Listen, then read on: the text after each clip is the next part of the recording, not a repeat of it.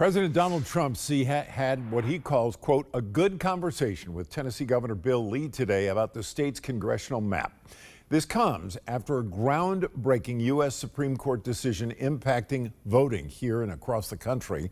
Action News 5's Imani Williams spoke with political scientists who say it won't be uncommon to see a special legislative session right here in Tennessee. President Trump calling on Tennessee lawmakers to change the congressional map in the state to, quote, give us one extra seat, thanking Governor Bill Lee and telling him to, quote, push hard on redistricting.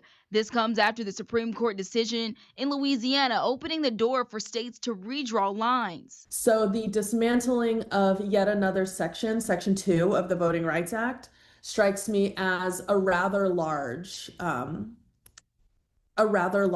alarm, or like yet another step towards like democratic backsliding in the United States. And the impacts of the SCOTUS decision are trickling down the Mid-South. In Mississippi, Governor Tate Reeves called for a special session anticipating the outcome of the case. In Tennessee, U.S. Senator Marsha Blackburn is calling on Governor Lee to call for a special session, saying in part, quote, reconvene to redistrict another Republican seat in Memphis. It's essential to cement President Donald Trump's agenda and the golden age of America, end quote. Yes, absolutely it does. Again, because our congressional primary is not until August, there's plenty of time to convene a special session and have the state legislature draw up this undemocratic, non-representative map. This is what the current congressional map looks like for Tennessee, and this is the map Blackburn proposed. Now, the change is that this district would be split into 2 or 3 Republican majority districts,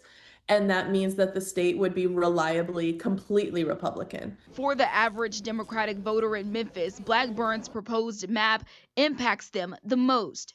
Those people will no longer have representation because they will not get a majority to elect a representative to Congress. That has a lot of effects on our daily life because Congress makes the budget for the country. Right now, Governor Lee has not commented on if he will reconvene the General Assembly. Reporting in Memphis, Imani Williams, Action News 5.